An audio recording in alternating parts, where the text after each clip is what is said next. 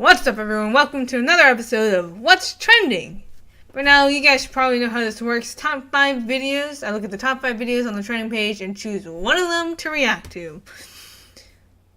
So let's take a look. So we got Game Theory, Fnaf, This Is the End. I Got Her This.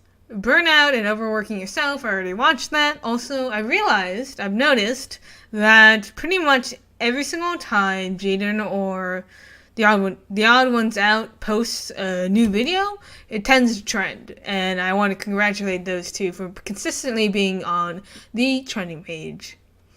My Cats Pick My Makeup, Jurassic Park 3, the musical animated parody song. So I already know what I'm gonna react to. The Game Theory, Fnaf, This Is the End. I think that's what you guys want to see. And it's trending number 1, so why not? So let's set this up. I think it's a little bit louder. Okay. Dear Diary, yesterday was so amazing. He's here, he's there, he's everywhere. Who are you gonna call? Psychic friend. This time you'll have to keep up with me. Oh, never mind. Is the purple man the phone guy? Exotic. But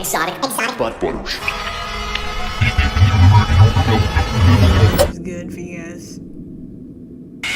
I don't really know. Hello, Internet! Welcome to Game Theory, where, before we close the book on our final FNAF theory, it's time to open the book on new back-to-school merch! Oh, back to school.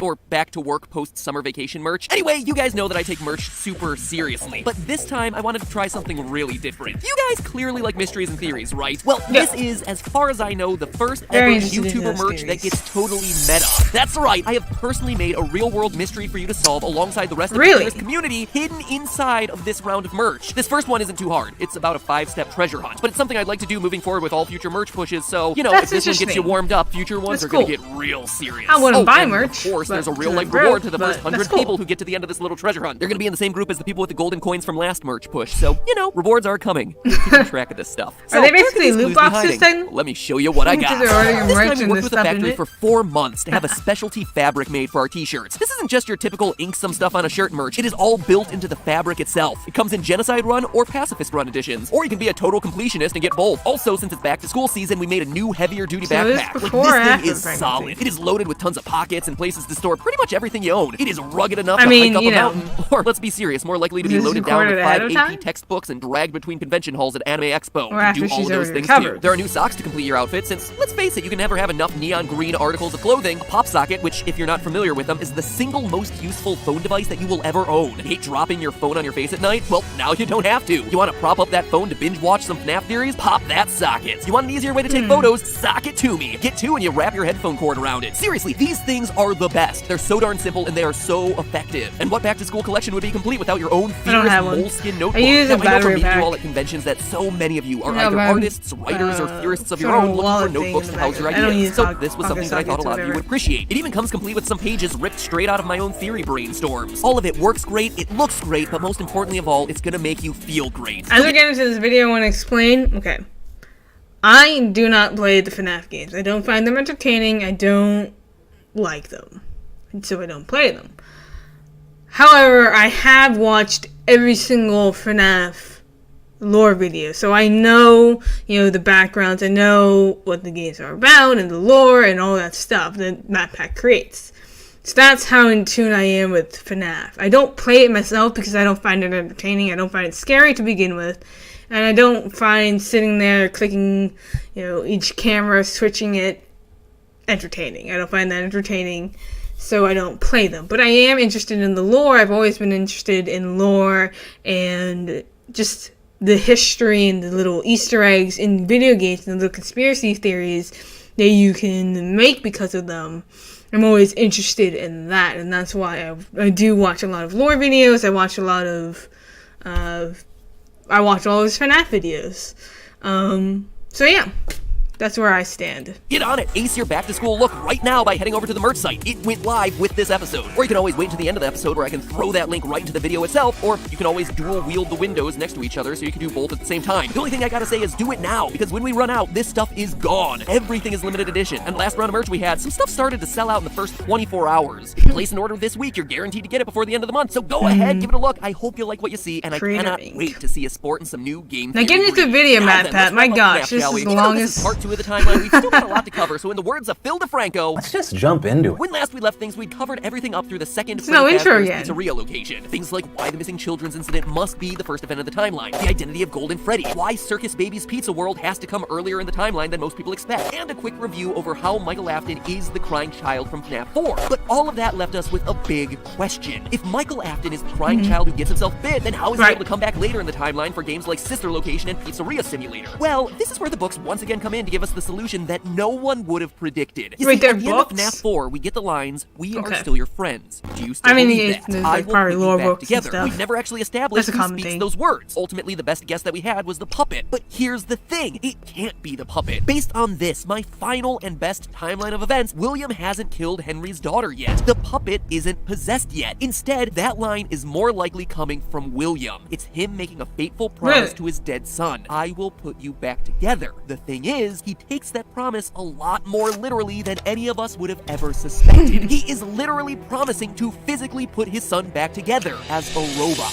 And we know from the final FNAF novel, The Fourth Closet, that William in that story is obsessed with bringing life to these machines. And even more importantly, we know that in Scott's vision of this world, robots who think they're human and don't realize that they're robots is a real thing. A huge twist at the end of the final FNAF novel is that the main character, Charlie, Henry's daughter, is actually revealed to be one of these sorts of robots. And not just a single robot, mind you. Charlie is one in a series of 4 robots. Imagine if That's we what the were title all of the book is robots. I mean, referencing. obviously, She was I kidnapped and bleed. killed by Afton as a So you 3-year-old could, girl, and it is if I proof over who his bleed, daughter Henry then that built makes me 4 not a robotic robot, versions right? of her. Each one slightly older than the last, implanting each version with memories so that I she can could grow break up my just belt. like a normal Honest, kid. but Quote, what if there's, Charlie like, would someone- be a baby, then a little girl, and then a sulky teenager, then at last she would be a woman. She would be finished. Perfect. End quote. It's Who's a it's robot? weird, definitely, and it opens You up a know? whole heck of a lot of And plot holes in didn't the know novel, it. but I honestly think That'd that be this very might be interesting. what happens to Michael Afton in the games. Clearly, he dies during the bite of 83. The survival logbook confirms this over and over and over again. That is locked in. But Michael is literally rebuilt by Afton, put back together by William. The books allude to it, it fits with the timeline, and most importantly of all, it explains why he doesn't die after getting scooped in Sister Location. I should be dead,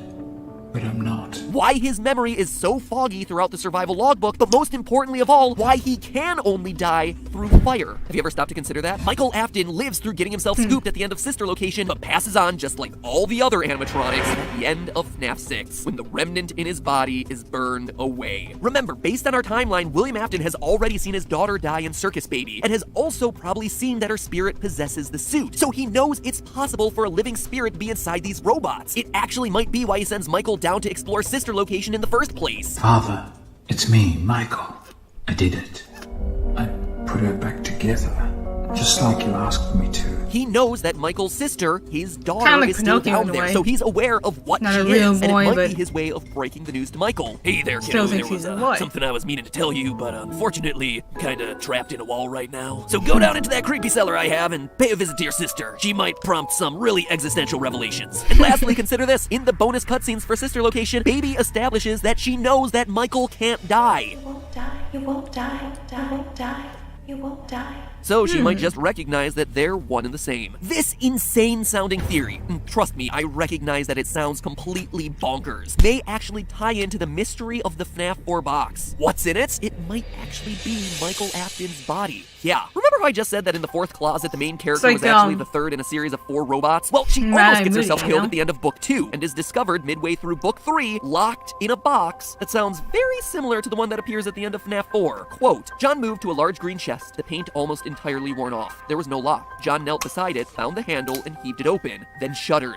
It's "It's Charlie," he said hoarsely. "In the chest. She was locked in a box." That's insane. She was locked in a box. Who knows for how long? Days? Months? End quote. I actually know how long she was trapped in the box. It was 6 months. So anyway, is this definitive proof of what's in the box and that Michael Afton is a robot? No. But it's definitely circumstantial evidence. And think about this. Remember that Scott kept the box locked because he was worried that the fan base wouldn't accept the answer to what was inside of it. Well, can you blame him? If he kept a broken robot kid inside of the box, that would probably upset a few people because at this point in the series, it would literally come out of nowhere. Up to FNAF 4, this was just the story of a creepy, haunted animatronic pizzeria. Nothing about robot kids or anything like that. The last stretch of this series just went into some weird directions. Anyway, with the bite of 83, Fredbear's Family Diner closes, leaving only Freddy Fazbear's second location, Junior's, a new, larger location with upgraded security in the form of the toy animatronics. But after all the missing children from their last endeavor, Henry wanted to take an extra special precaution to further protect his daughter. He installed an upgraded surveillance system in the form of security puppets, specifically programmed to watch one child, his daughter. As an added nod to where Security Puppet fits into the timeline, Scott very clearly included the puppet's signature gift box as part of the visuals in its minigame in FNAF 6, a box that only occurs in the FNAF 2 location. You can even see what looks to be wanted posters in the back alley, thereby establishing that a crime had been committed in this area previously. William Afton returns and, because he's a prime suspect in the missing children's incident, is not allowed back at the pizzeria. That's why we see him turned away at the door to Junior's. As a result, he's forced to kill Henry's daughter outside, behind the facility. Her soul goes on to possess the security puppet, and she proceeds to give life to all the other lost souls still trapped in the original 5 animatronics. We know this based on the Save Them minigame, where we see the puppet searching for someone to help the dead children lying around the pizzeria. The toy animatronics are standing on stage lifeless, but most tellingly of all, we see the original versions of Foxy, Chica, and Bonnie inactive in the parts and supply room, and yet Freddy is somehow able to freely move around. This shows us that some of the OG animatronics haven't been given gifts given life yet. It's also worth noting that on rare instances, we get an Easter egg of Golden Freddy broken there on the floor, his ghostly self phasing into and out of existence. And that's not all. Get close to him, and for a brief moment, you catch a glimpse of a white dot appearing in his eye. Golden Freddy has the spirit of Cassidy already in him, except there are 2 problems. First, he's a spring-lock suit. Unlike the others, he can't freely move around because he's not kept in animatronic mode. Despite the puppet's best attempts, Cassidy will be forever trapped in a suit that is perpetually slumped over. But secondly, the yellow Golden Freddy suit is being kept, like we saw, in the FNAF 4 location. Hence why in FNAF 2 and then onward in the series, he's forced to remain as just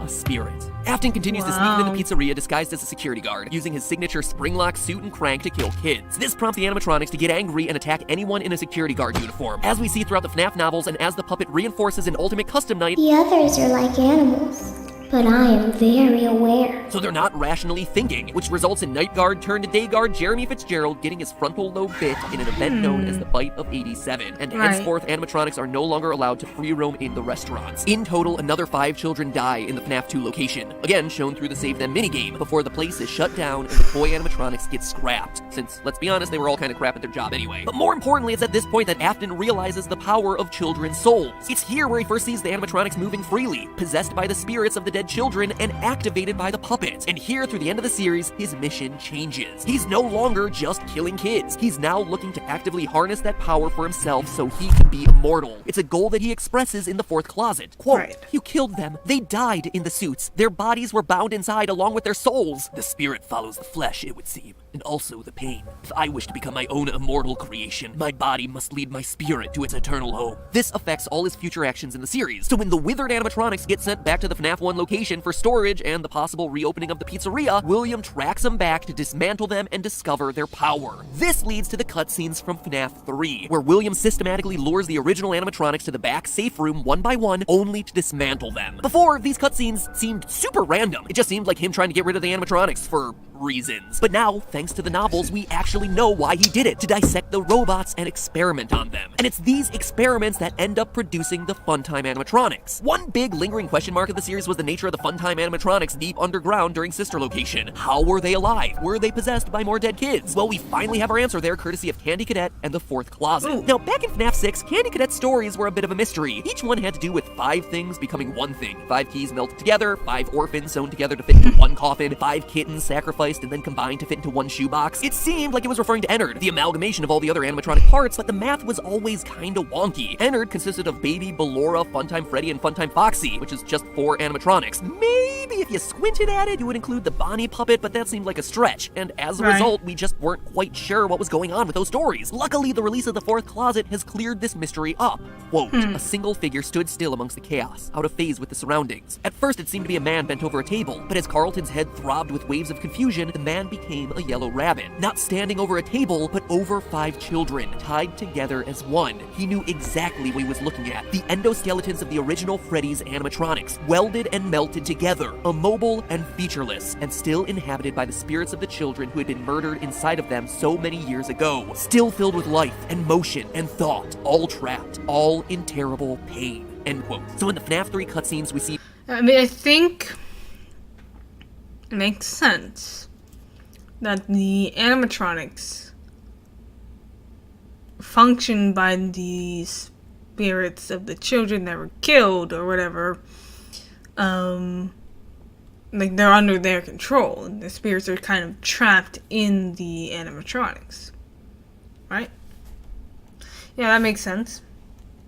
William dismantled the animatronics. From there, he melts down their endoskeletons to discover the secret I of mean, it their doesn't make everlasting sense in life. real life, He but then it makes uses sense. this molten spirit metal, remnant, to infuse life into his new creations, the Funtime animatronics. Right. Quote again, the table's surface was glowing orange and the hot metal hissed. think there's William took a something syringe from more the woman's story hand and behind thrust the it into the animatronics squirming than thing people forcefully. would He drew the think. plunger up, holding the needle steady as the syringe filled with molten substance. He staggered back toward the bear. The man again pried open the heavy chest plate of the standing, broken bear, then carefully inserted the syringe he held directly into the chest cavity and began to press the plunger down. What this and the Candy Cadet stories tell us is that the Fun Times weren't just possessed by new kids, they were created from the remnant of the original 5, fused Right. together into one chaotic, confused, spiritual mess. Like Ennard said from his original teaser for Sister Location, there's a piece of me in every body. From those Wow. experiments, William is able to open Circus Babies Entertainment and Rentals, the underground facility from Sister Location. Using Remnant, he brings life to animatronics specifically designed to lure and trap kids so he can have more test subjects for his experiments. Right. He then rents the robots out to special events and other locations. Why isn't there a Funtime Chica in Sister Location? Simply because she's rented out. We see this hidden in the source code to Scott's website around the time of Sister Location's release. Chica's Wow. Party World is a separate location, a client of Afton Robotics, and as such, she's not being kept underground with the rest of them. That's why she's gone, only to then reappear in FNAF 6 and Custom Night. But there was one thing that William Afton didn't anticipate in all his plans: the spirits of the children wanting revenge. Now that they were freed from their animatronic prisons, Right. they corner William in the safe room of the first 'Cause Freddy they're Fazbear's restaurant, forcing him to hide out in the pissed, golden you know, Bonnie 'cause suit, which snaps shut, almost killing him, obviously but they not were quite. killed. It just transforms him into Springtrap. So The restaurant people seals get the safe killed, room they're and not everything inside to necessarily escape happy about liability. that. Previously mentioned safe rooms are being sealed They in come most back for locations, revenge. including this one. To me, this seems like the actions of Henry. Who else would seal a bloody, living body in a hidden room in a pizzeria? He could be Henry stuck. seems like the best bet, but we His can't know spirits for could sure. be, like, stuck Regardless, in the Afton is locked animatronics back or there until whatever. the year 2023 when Fazbear And Fright then they, opens. The phone dude discovers the hidden want room and revenge. sets Afton, now Springtrap,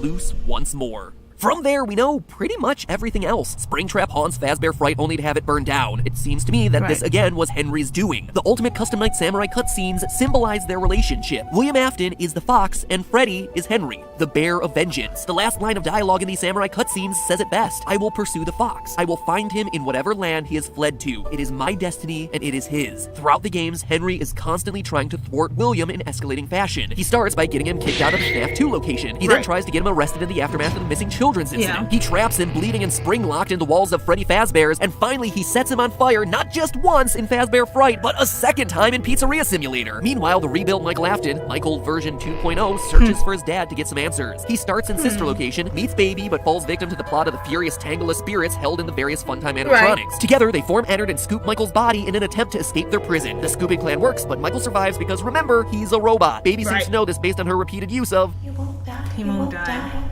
die. It's kind of sad. more in need of answers than ever before. Michael promises his father, I'm going to come find you.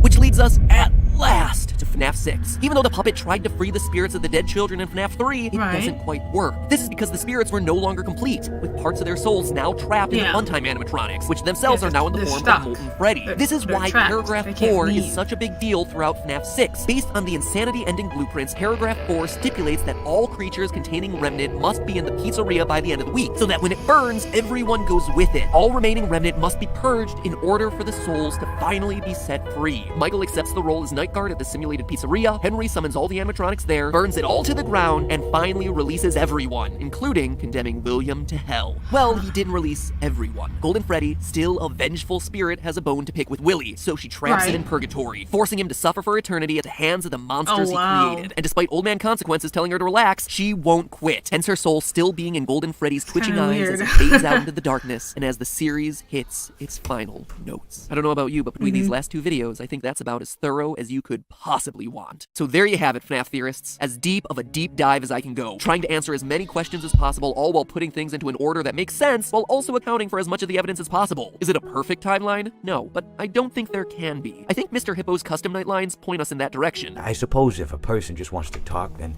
it's best to not announce that you're telling a story. Telling a story does come with its own pressures and expectations, I suppose. After all, if you're just talking to a friend, and there's no more expectations than if you were talking into the wind. Words by themselves aren't expected to carry, aren't expected to stick. But if you announce you're telling a story, well then, there'd better be a point to it all, you know? And conversely, at some point, you just analyze down a story to the point of meaninglessness. In the end, whether this whole timeline is right or wrong, decoding FNAF's labyrinth of lore has been the single most exciting and enjoyable challenge I've covered on this channel. Yeah, we've covered it. A lot. A bit more than I would have liked, quite honestly, but for good reason. Few games give their story this much thought, and even fewer games tell their stories in such a compelling, mysterious way. I've said this for a while now, but FNAF is the perfect modern game. I mean, I don't play the games because I don't find them enjoyable. I wouldn't be able to get fun to watch other people play it. Like damn it! And it seeds in Easter eggs that get other people talking online. 4 years later, and still, only a handful of indie games and practically zero AAA games have followed in its footsteps, despite FNAF's massive success. And that, perhaps, is the single greatest and saddest mystery of them all. If this truly is the end, thanks God for an incredible ride and providing a game that has forever changed my life and this channel. But hey, that's just a theory. A game theory.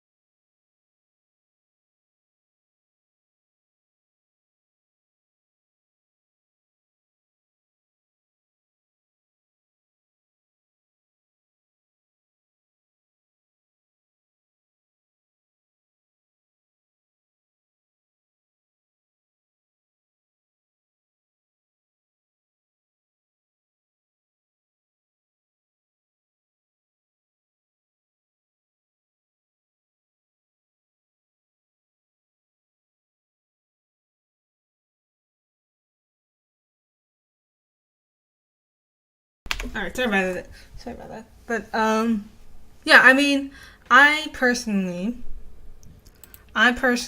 don't find the FNAF games enjoyable. I wouldn't be able to play them through. But I don't discredit FNAF for being a good game, because it is. It has so much depth in it, and learning about the lore is so fascinating. I'm always interested in that sort of learning about the lore of a video game, learning more than what is being presented. I love watching, Fudge Muppet with their Skyrim lore videos. I love watching MatPat with his FNAF lore videos, and I love watching, Mass Effect lore, all that stuff. It's just something about it that makes it interesting. It's beyond the actual playing the game, raging over, something. It's learning what made that game, like what caused it to be this way, there's gotta be more to it. And when a game has so much depth that it might look simple to just an ordinary gamer, but on the inside there's so much going on about it, it makes it more enjoyable for those who really want to invest in the time to find out, okay, yes, this is a fun game, yeah, but there has to be more, right? Is he just making these FNAF games just to make them because he's making money off of them? Or he's making them to tell a story, like saying that there's something a little bit more behind this. And yeah, you can argue, well, maybe at first glance, maybe he didn't really intend for it to be this deep and this thought out. But maybe he did. I mean,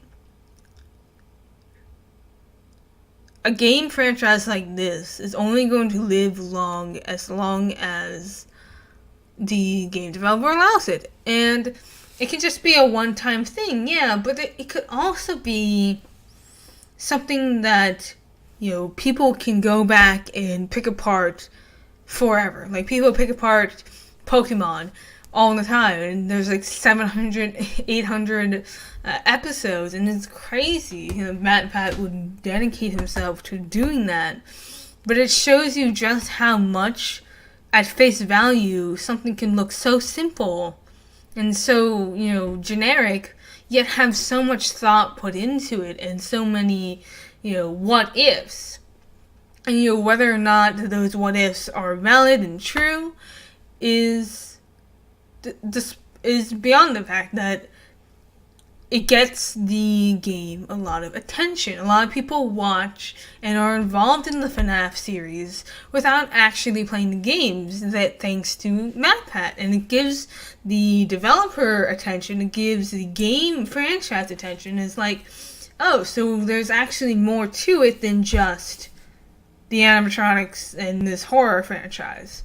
Like, that's what makes a game go from good to great, because suddenly it's not just about what's being seen, but it's also about what's not being seen. It's stuff that nobody will notice. No one would ever notice or ever realize that, something is, a certain way without people delving into that sort of area. And yet, sometimes developers purposely do it so that only those truly dedicated to the series can know what's going on.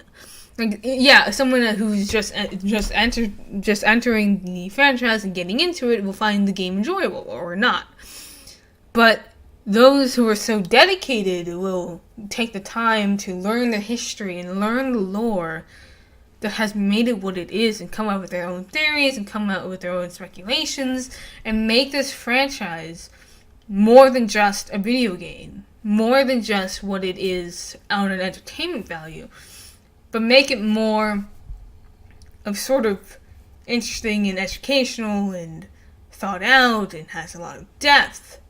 Whether or not they intended it to be that way, you'll never really know. I mean, we're lucky enough that the developer of FNAF is very into it. Scott is very, into that, and, he sometimes even confirms that, yeah, this is true. A lot of developers and a lot of directors of movies won't confirm whether or not they intended it to be a certain way, because honestly, you don't want to be that person who just debunks a theory. Like, oh, no, that's ridiculous, because then that ends the conversation. It's like, oh, so he didn't actually mean this, and it was just a coincidence that it ended up seeming like it was this thing. No, you never want to actually debunk a theory if you are the creator, because then it ends the conversation, and then suddenly, well, your game's not relevant anymore, so who cares? So a lot of developers and a lot of, directors might intend something, but they won't end a conversation by saying, no, it's not actually this or that. And sometimes they will confirm that a theory is true, because that's like, oh, wow, so this person was actually right, and then this is what they actually thought, and that's so brilliant, I would never have thought that way. It's kind of interesting to think about that. You never want to debunk a theory if you're the creator of it. If you're the one involved. Obviously, people can debunk theories all the time, but as a creator, you don't want to be the person who debunks your own theories, because then that ends it. It ends the discussion there. Just boom. Well, okay. Well, it's not that, so who cares? But when you confirm a theory, people are like, oh, wow. And so that's very, it's I mean, whether or not, I guess it also goes, well, if you confirm a theory, then it does also end the discussion because people know that it's true. But in a way, it also incites conversation. Well, if this was true, then what else could be true? If you debunk a theory and say, no, it's not this, well, then it's people like, well, okay, if he didn't mean this, then maybe he didn't mean any of it, and it was just a coincidence. And then that kind of ends it there. It's like, oh, he didn't really mean it. There's nothing really to go on from there. But when you confirm a theory, it's like, oh, so if this is true, then what else could be true? And then you delve deeper into the theories, and you delve deeper into the product and see what are the hidden messages behind the actual product. That's what makes me so interested to be, I want to be involved in the gaming industry. I want to create games. Because I think that's so fascinating to think about, and to be the one who knows the truth, I think would be so cool to do. And that's why I'm really wanting to, delve into this career path. Whether it's successful or not, who knows? But that's kind of my dream, to be able to be the one who knows, and just to watch series where people try and do these guessing games. I think that would be so cool to do. Definitely this writing the story and being involved with the lore would be very interesting. Now, whether or not that would be my actual field is another question, because there's so many fields, and sometimes what I want is not what I'm good at. But that's a whole nother thing. Anyways, I hope you guys enjoyed this. Comment down below what you guys thought. Do you think this will be the last FNAF, or do you think we're not done yet? Of course, I think Scott will probably want to venture elsewhere and probably do other series, and maybe do some sort of thing that's similar to FNAF, but not the exact same, obviously. I think it's important for a developer to always try new things and try to create something new versus the same thing over and over again. Just to keep things fresh, keep things, updated. It also helps your resume. So comment down below what you guys think, and leave a like on this video if you guys enjoyed it. And don't forget to subscribe to MattPat and myself, because MattPat is a great YouTuber. He does a lot of things. He's very smart, and even if he does get things wrong, it's always entertaining to think, oh yeah, what if this was true? Anyways, again, I hope you guys enjoyed it. Like your Facebook time, right? If you guys are amazing, peace out and have a good day. I'll catch you guys next time on Playing TV. Peace out. It's awesome, guys. It's been a blast. Thank you guys so much for stopping by. Hope to see you guys in the future. Peace out, and thanks for